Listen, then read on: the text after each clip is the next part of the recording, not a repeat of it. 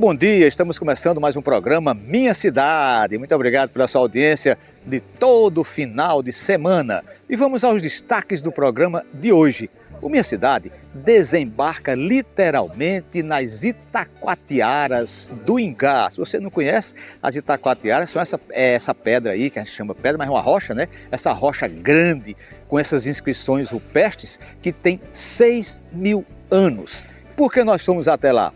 Fomos até esse local para mostrar um projeto de reestruturação para toda a área e também os problemas que esse monumento está enfrentando. A erosão do tempo, a água do rio já destruíram muita coisa importante nesse sítio arqueológico. Nós vamos mostrar ainda que nesse local tem um museu muito bem preservado que conta a história de toda a área ao redor das pedras das Itacoatiaras. Vamos mostrar ainda o centro de artesanato do local e depois você vai conhecer os problemas enfrentados por esse sítio arqueológico que tem 6.000 anos e que pede socorro, né, para preservar essa história tão importante, não só para o Brasil, mas para o mundo. Fique ligado, você vai ver detalhes sobre a pedra das Itacoatiaras que nunca foram mostrados na TV paraibana.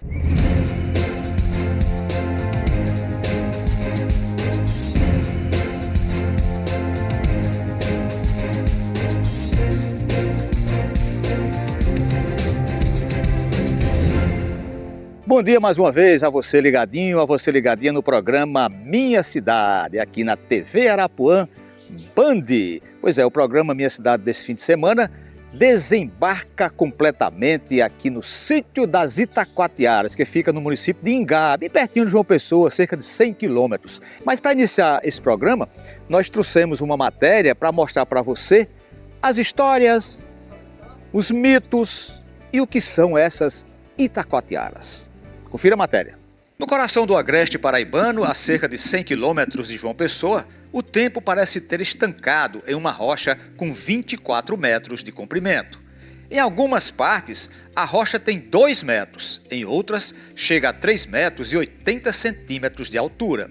As Itacoatiaras do Ingá não são apenas pedras, são páginas de um livro que ainda não aprendemos a ler. Do Tupi-Guarani, Itacoatiara significa pedra pintada, mas aqui a história foi escrita com talhas profundas, desafiando milênios de erosão e a própria compreensão humana. Os pesquisadores calculam que essas inscrições estão aqui há 6.000 anos.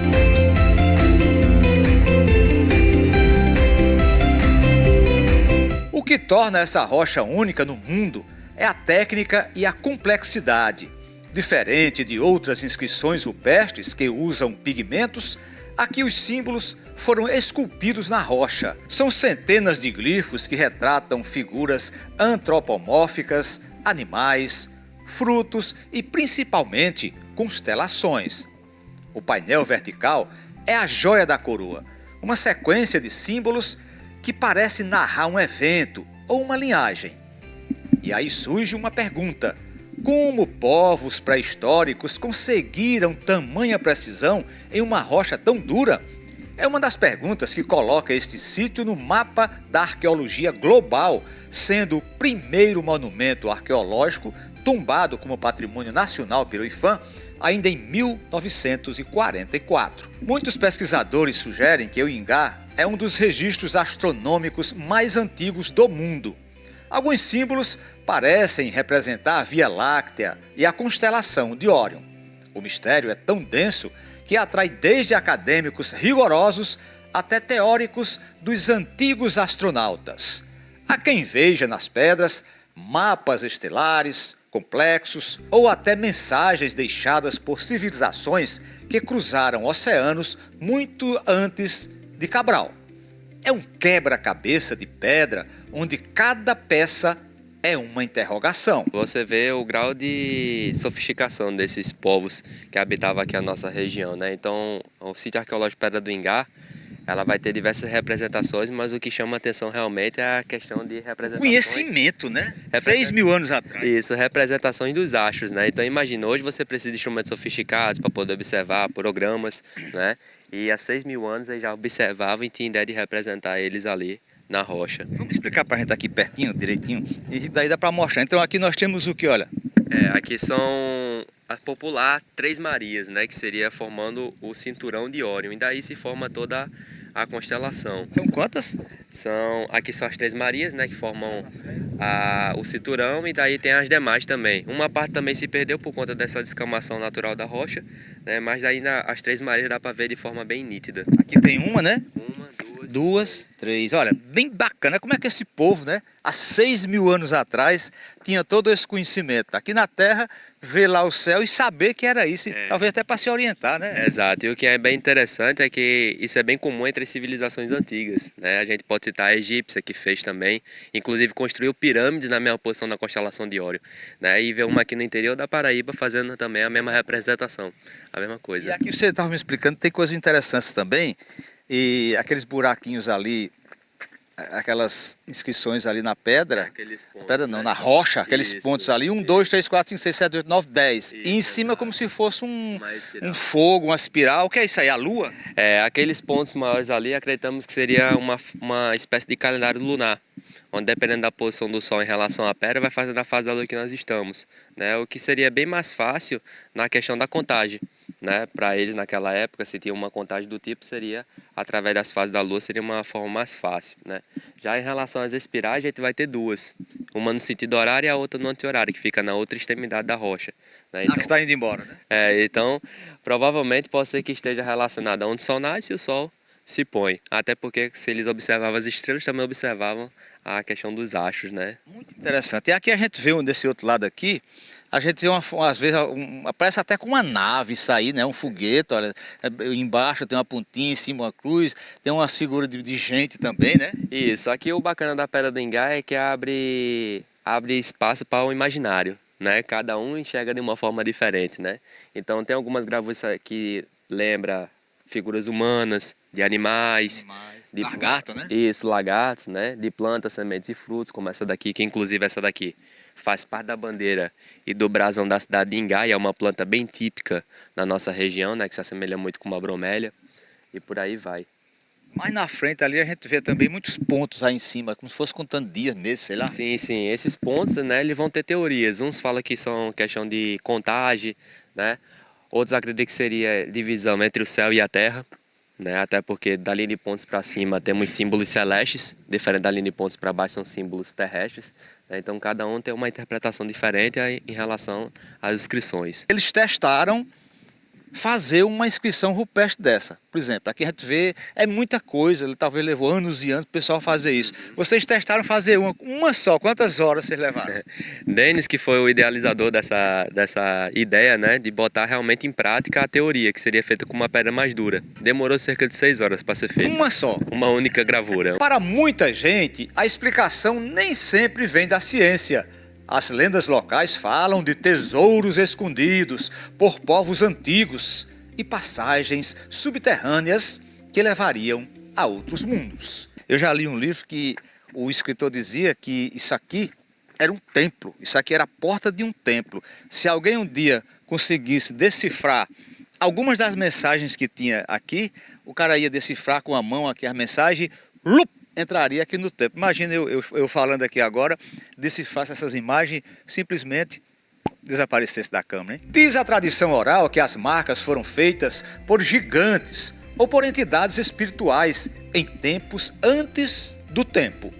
Há também a mística do rio Ingá, que abraça a pedra e em épocas de cheia cobre as inscrições como se a natureza quisesse proteger seus segredos dos olhos curiosos. Visitar as Itacoatiaras é confrontar nossa própria ignorância sobre o passado das Américas. As Itacoatiaras permanecem ali imponentes sob o sol do Nordeste, esperando que um dia a humanidade decifre seu código. Até lá, a Pedra do Ingá continua sendo o que sempre foi, um santuário de silêncio, arte e mistério profundo.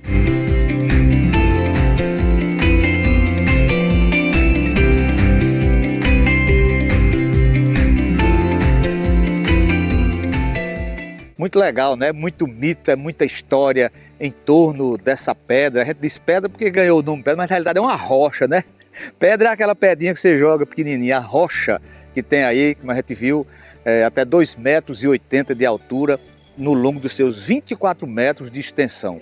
É um lugar muito legal, você vai aí, você viaja no tempo realmente, há 6.000 anos de volta no tempo, até hoje tem esse mistério, e muitos dizem que foram seres espirituais que escreveram, outros dizem que realmente foi o homem pré-histórico, pessoas de outros continentes, e tem até a tese, como a gente mostrou aí, dos ETs, né? E ainda continuando nesse sítio arqueológico, nós vamos agora conhecer o museu. Pois é, tem um museu bem cuidado, bem preservado, um museu que guarda a história. Você vê as Itacoatiaras, vai ao museu e entra no contexto de toda essa área onde está essa rocha com essas inscrições rupestres. Confira. O Museu Histórico Natural da Pedra do Ingá não é apenas um prédio, é o portal para um passado de 6.000 anos.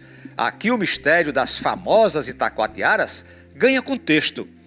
Mais do que proteger as inscrições rupestres que desafiam a ciência mundial, o museu guarda os vestígios da metafauna, gigantes que habitaram este solo. Mais do que proteger as inscrições rupestres que desafiam a ciência mundial, o museu guarda os vestígios da megafauna. São gigantes que habitaram este solo muito antes de nós. Visitar esse espaço é entender que a nossa história começou muito antes dos livros. Esse daqui é uma representação, né, uma réplica em tamanho natural do crânio do Toxodonte platenis, né? E como o nosso museu ele recebe muita criança, então para eles terem uma noção de tamanho realmente de como era o animal, né? Aí é feita a réplica nas dimensões reais para poder ele ter essa dimensão do tamanho dos animais. E esse bicho existiu aqui? Existiu, há cerca de 10.000 anos atrás. O que é que você tem mais aqui de fósseis encontrados na área? Aqui a gente vai ter da preguiça gigante também, que é um animal que tinha 6 metros e pesava 3 toneladas. Tatu gigante, tamanho de um Fusca, com 2,5 toneladas, né? E do Toxodonte, que é esse daqui que a gente acabou de citar. Então o museu ele é bem rico de grande variedade de fósseis de animais da megafauna pleistocênica, né? A megafauna pleistocênica foi o período dos grandes mamíferos, que o pessoal conhece popularmente como a Era do Gelo. A Era do Gelo. Exato. Aí, juntando aqui, tem milhões de anos aqui nesse museu. Aqui tem milhões de anos. A gente vai ter diversas peças. A mais antiga tem 400 milhões. Qual é a que tem 400 milhões aí? É uma que é uma amonite e gastrópode, são caramujos. Mostra ela pra gente aqui, ó. Vamos mostrar a peça aqui de 400 milhões, rapaz.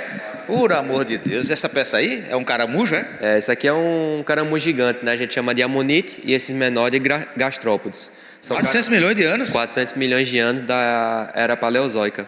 Meu Deus do céu. Essa aí, né? Aí aqui a gente vai ter também outros fósseis, né? Esse aqui é um banner falando mais da questão geológica da Pedra do Ingá. Isso aqui, essa inscrição aí. Essa daqui é para comprovar a teoria de como foi feitas as gravuras, né? Então essa daqui foi a que Denis fez, que demorou 6 horas para ser feita. Então essa daqui é para comprovar essa teoria que realmente é possível fazer tendo técnica e tempo, né? Você consegue reproduzir. Vamos caminhando aqui. Isso aqui é o quê? Isso aqui já é um peixe petrificado. A área também. 120, 140 milhões de anos do período Cretáceo. Aí esse aqui é um fóssil bem preservado. Na verdade ele é um único peixe, né? E com a técnica correta você abre ele e fica essas duas partes do fóssil. Encontrado aqui na área também? Foi encontrado aqui nas proximidades, né? Na região. Dentro desses 40 quilômetros? Não. Desses 40 veio de outro município. É aqui, essa parte aqui. Aí aqui são outras partes também. Aqui no caso são os dentes da preguiça, que pelo formato do dente dá para saber se é um animal herbívoro ou carnívoro. Então nesse caso aqui é um animal herbívoro, que os dentes são achatados, não são pontiagudos, igual de um cachorro, um gato. Da área também? Da área também. E aqui são do tatu gigante, carapaças, né, entre outras partes. Coluna vertebral dela. Da preguiça? Da preguiça. Então, pelas vértebras, a gente dá para ver que o animal realmente era um animal muito robusto. Se comparar o tamanho dessa vértebra com a nossa, né? Então você vê que ele tinha estrutura realmente para poder suportar todo o seu peso. Esse outro aqui? Esses aí já são outros fósseis que veio lá da região de Cabaceiras. Vou mostrar o que é de vocês aqui. Tem essa outra parte aqui também, que tem muita coisa interessante. E tem uma gravura aí, essa gravura remete ao que está aqui? Na verdade, esse painel é para ter uma comparação de tamanho e de como o animal era, né? Então a gente vai ter ali uma linha com a escala, do tamanho dos animais, e aqui são alguns fósseis também da preguiça gigante. Então, como eu disse, ela tinha 6 metros e pesava 3 toneladas. Então você vai ver fósseis como esse daqui, que é o pedaço do fêmur, né, calcanhares de um filhote, de uma preguiça mais velha, e ali na frente a pata e as garras da preguiça também. Então só a pata da preguiça é o tamanho da preguiça de hoje em dia. Né, e daí você vê como o animal realmente é grande. E aí, esse aqui foi encontrado na área aqui? Tudo encontrado aqui na região, todos eles encontrados aqui na região. Mais para frente aqui tem as ferramentas, né, que eles usavam, né? Isso, aqui a gente vai ter já a parte voltada para a arqueologia, né? Que até então a gente estava falando só sobre a paleontologia, que é a ciência que estuda os animais pré-históricos. No caso aqui da arqueologia, a gente vai ter algumas réplicas de demonstração de como é encontrado em escavações, né? Já que nem todo mundo tem a oportunidade de participar de uma escavação, então decidimos fazer a réplica para demonstrar como é encontrado. Isso aí é natural? Esse aqui é natural. Esse aqui são instrumentos de pedra polida que foram encontrados atrás da Pedra do Ingá. Então isso aí é um dos vestígios, além das descrições de que realmente houve uma civilização, né, que habitou aqui a região, que são as ferramentas. 5 mil anos? Aproximadamente entre 5 e 6 mil anos. E era mais ou menos assim como está essa pintura aí? Isso aqui é uma ideia de como foi feita, né, de como seria antigamente. Né? Isso é um quadro idealizado por Wanderley de Brito, que é um dos historiadores que se dedicou bastante ao estudo da Pedra do Ingá, se dedicou e se dedica. Né? Então aqui seria uma ideia de que seria um local de ritual, onde eles se reuniam principalmente durante lua cheia para poder fazer seus rituais. E o nome do quadro é o Canto Sagrado do Ingá. Legal, tem mais aqui, isso aqui. Aqui já é outras partes da preguiça também, omoplata, né, que o pessoal chama de pá ou escápula, raio de húmero, e aqui uma parte bem interessante que seria a presa do mastodonte, um pedaço da ponta da presa. Que é da região também? Que é da região também, inclusive esse daqui é uma das peças mais recentes, que as escavações, as primeiras foram em 95, essa daqui já são da escavação de 2019, então um pedaço do marfim, né, a questão também dos dentes do mastodonte. Então são peças bem interessantes. Essa outra aqui, mais na frente tem outra. Essa aí também são partes do fêmur, né? Fêmur, húmero e outros fragmentos. Nem sempre nas escavações encontramos de uma forma que dê para reconstituir, então ele acaba se fragmentando bastante no decorrer do processo. Preservar o Museu do Ingá é manter viva a voz de uma civilização que escreveu na pedra o seu lugar na eternidade. Bacana, né? A gente fez questão de fazer uma câmera aberta com esse professor de geografia, o Antônio Marcos, explicando peça por peça para você saber a riqueza desse local. Então vale a pena visitar, né? É um local bacana que vale a pena visitar e você fazer um mergulho no passado, um passado bem distante, né? 6 mil anos. E a gente viu aí fósseis, né? Bacanas, fósseis todos com a descrição lá, você vai direitinho, tem um guia para lhe explicar bem direitinho como é aquele fóssil, porque é que ele está ali, quanto tempo, né, aquele fóssil durou. E tem até essa pintura bacana que eles colocaram aí, que é uma das impressões, uma das suposições que os historiadores, principalmente os arqueológicos, fazem, né? Que é esse povo sentado aí, talvez os indígenas, né, fizeram essas inscrições aí até para se orientar. Ninguém sabe. Tudo é mistério. É muito bacana. Então a gente vai mostrar um pouco do que tem esse centro de artesanato nesse sítio arqueológico. Confira. A viagem pelo tempo não termina no paredão misterioso da rocha. Depois de decifrar os mistérios do sítio arqueológico e mergulhar na história do museu, o visitante encontra o ponto onde o passado ganha novas formas. É o Centro de Artesanato.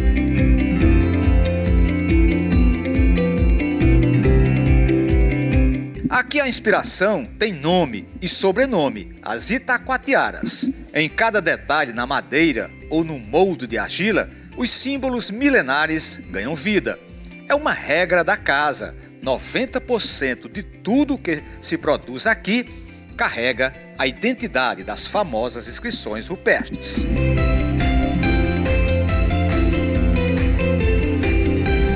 Das linhas do tecido ao brilho da cerâmica, o talento de mais de 20 artesãos locais transforma a herança de Ingá em lembranças que o mundo inteiro pode levar para casa. É a arte que resiste ao tempo e se renova em cada detalhe. 90% do nosso artesanato é local e todo ele é voltado às inscrições rupestres.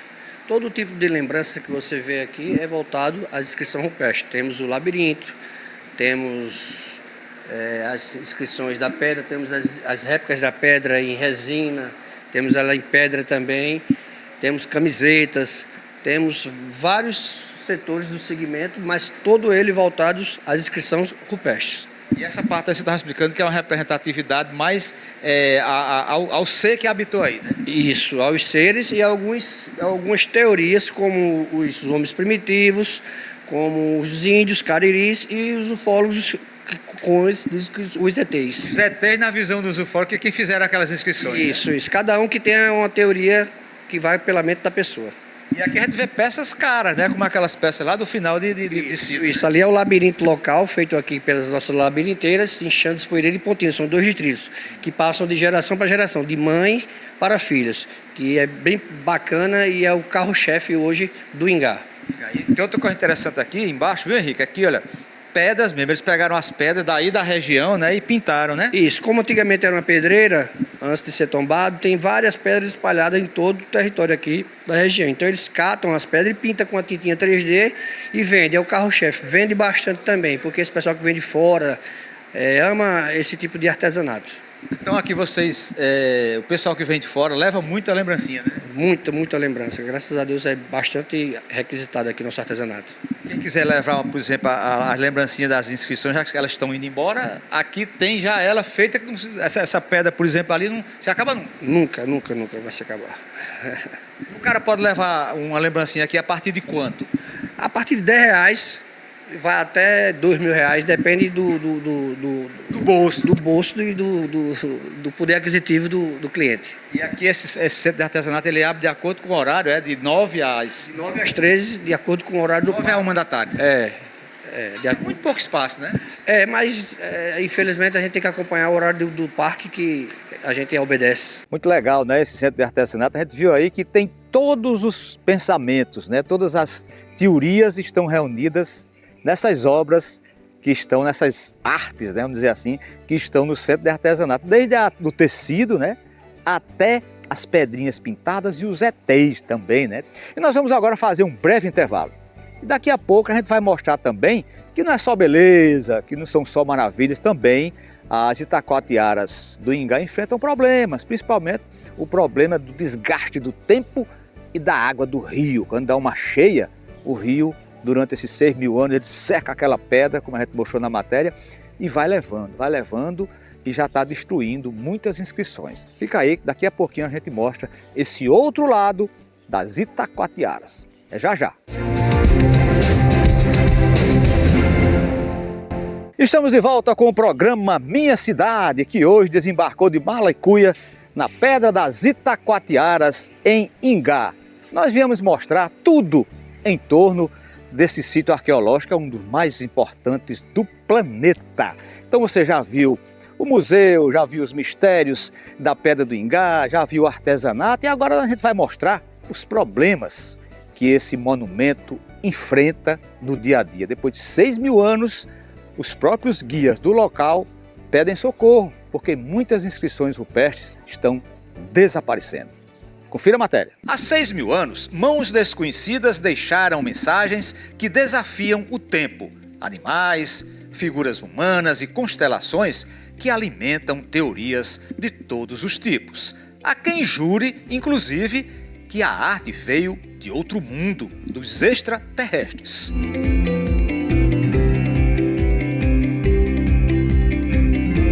Mas no chão da realidade, o Parque das Itacoatiaras vive um paradoxo. O título do parque veio no ano passado, acompanhado de um projeto orçado em mais de 30 milhões de reais para reestruturar a área de 42 hectares já desapropriada pelo governo do estado. Toda essa área de Caatinga já faz parte do parque. No papel, é um projeto grandioso que irá transformar tudo por aqui. Enquanto a obra não sai do papel, o secretário de Turismo do município conta que ele é o único funcionário do local. Sem equipe oficial, o parque sobrevive da boa vontade de guias voluntários que recebem gorjetas dos turistas.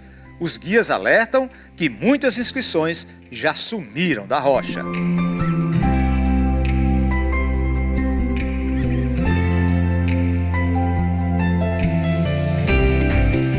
E aqui a parte principal dessa rocha magnífica, né? É uma rocha que começa com 2 metros, vai até 3,80 metros, um local fenomenal. Mas pede socorro. Você vê aqui, olha só.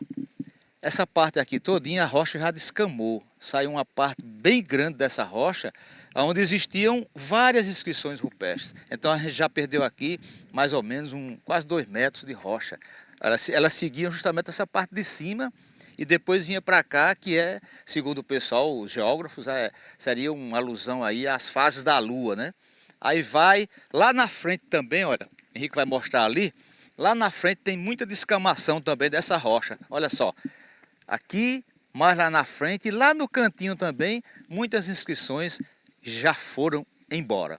Mas a pedra continua linda. E outra coisa que precisa aqui também é o pessoal especializado para fazer uma limpeza. Isso aqui não é todo mundo que sabe fazer, tem que ser pessoa especializada.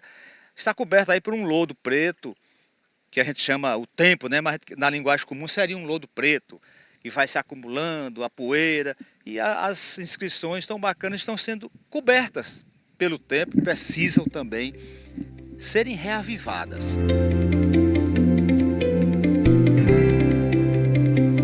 Nós estamos agora do outro lado da pedra, como a gente diz, os fundos da pedra das Itacoatiaras. E a gente vê aqui, olha, tem muitas inscrições também, muitas gravuras, só que estão bem apagadas. Sempre costumo dizer que essas gravuras marginais que estão no leito do rio, elas são o futuro das Itacoatiaras de Ingá, se não for tomadas as devidas providências em relação ao desvio do rio, né? Porque essas gravuras provavelmente foi feito no mesmo período, mas pelo processo de lixiviação da rocha, né? Então ela foi perdendo o relevo.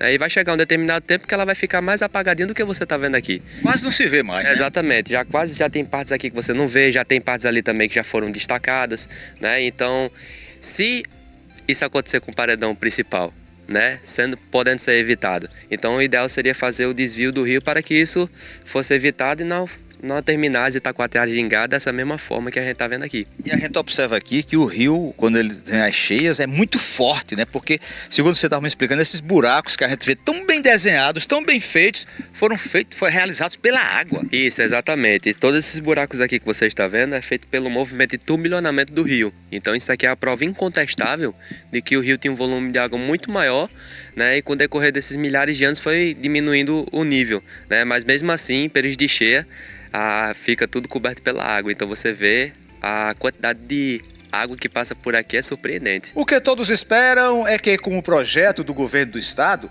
o parque receba a atenção devida pela importância que tem. É um local que precisa ficar no pedestal que merece. Afinal, são 6.000 anos de uma história contada nessa rocha. E hoje eu estou aqui com esse tempo todinho, sem ninguém assumir, eu não tenho funcionários aqui, então a iminência que eu tenho é de fechar. E o senhor tem previsão, se não tiver uma providência, em quanto tempo vai fechar isso aqui? Eu não aguento o final do mês não, eu não aguento, eu pessoalmente não aguento o final do mês.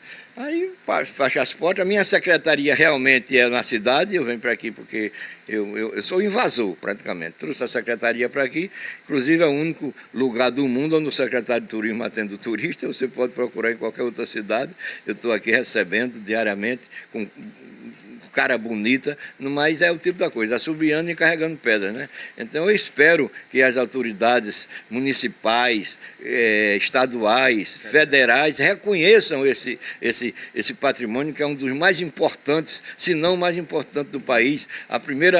O primeiro tombado no país, a primeira inscrição rupestre tombada em 1944, só por isso já era de ser de grande relevância e está aí. Realmente ela existe hoje porque nós estamos aqui, tem os guias e tenho eu, e nós somos praticamente voluntários. Legal, né? A gente viu aí que realmente preocupa, né?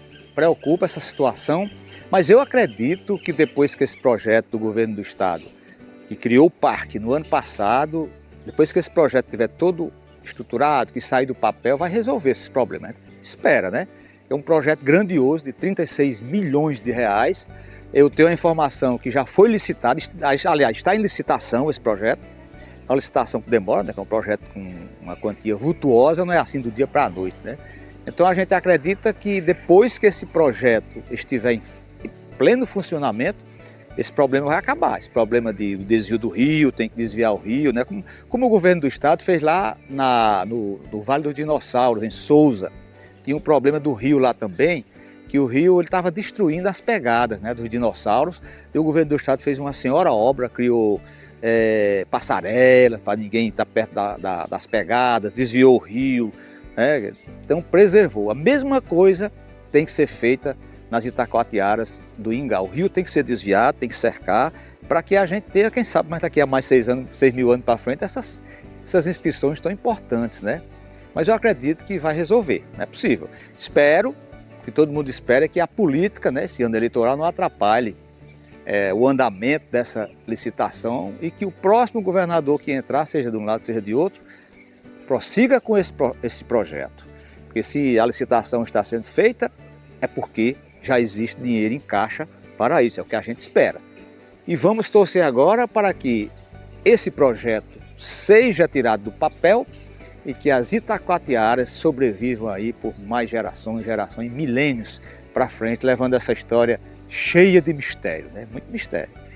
O programa Minha Cidade fica por aqui. Muito obrigado pela sua audiência, pela sua companhia de todo final de semana. Até o nosso próximo encontro, se assim Deus permitir.